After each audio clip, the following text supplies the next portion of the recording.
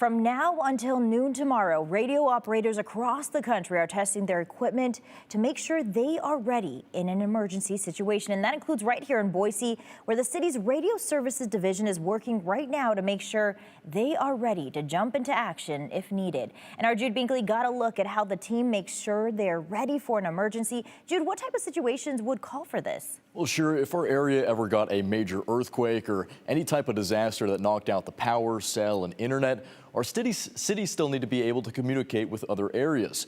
And that's where these radio operators come in, and they'd be able to communicate with others in a worst-case scenario. Tucked in a room full of buttons, speakers, and switches, the City of Boise's Radio Services Division manages and maintains all the radios used throughout the city. We have about 3,000 radios out in the field, between police, fire, the zoo. On Saturday, the division went through a winter field day exercise where they try to make contact with as many other radio operators across the continent as possible. It really tests our abilities as operators to be efficient and quick, and to make sure that our equipment's working properly. This equipment, this is kind of the last defense for the city of Boise. We could use this if, like I said, if our network went down or if our radio system got compromised, that kind of thing. Which would help communicate with other cities, agencies, and residents in a worst-case emergency scenario. This scenario can be anything from just assisting with an emergency that might be out in a remote area, all the way up to an internet outage in the Pacific Northwest, or a long-term power outage where maybe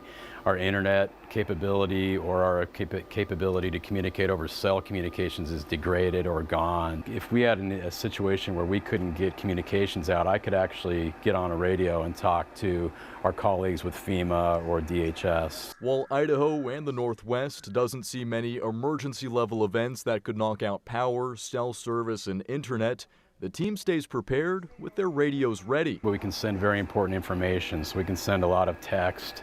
And so if a division commander said, hey, we need 1,000-miler blankets here in Boise and we just can't get out on the cell system or what have you, I can get that message out to FEMA.